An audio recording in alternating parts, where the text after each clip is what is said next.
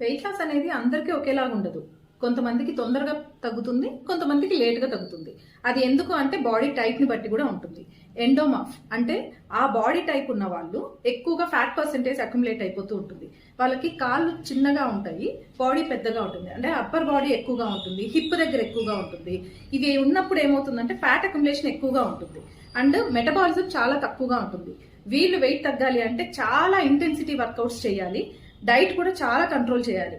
అంటే కొంచెం కదా తినేద్దాము అంటే మాత్రము వాళ్ళు తగ్గరు, చాలా సీరియస్ గా చేయాలి. కొంచెం కొంచెంగా ఎక్కువ ఇంటర్వెల్స్ లో తీసుకోవాలి. దానివల్ల మెటబాలిజం పెరుగుతుంది. స్టార్టింగ్ లో కూడా చాలా టైం పడుతుంది అండ్ తగ్గిన తర్వాత మెయింటైన్ చేసుకోవడం కూడా చాలా ఇంపార్టెంట్. త్వరగా పెరిగిపోతుంటారు, కొంచెం తింటే పెరిగిపోతుంటారు అనమాట. సో ఒకవేళ మీది ఆ బాడీ టైప్ అయితే మాత్రం చాలా జాగ్రత్తగా కేర్ఫుల్ గా ఉండాలి. మంచి డైట్ లో ఉండాలి, స్ట్రెస్ కంట్రోల్లో ఉండాలి, స్లీప్ సరిగ్గా ఉండాలి, వాటర్ ఎక్కువగా తాగాలి. అన్నిటితో పాటు డైట్ చాలా ఇంపార్టెంట్. మీరు తినేది లో క్యాలరీయా హై క్యాలరీయా చెక్ చేసుకోండి.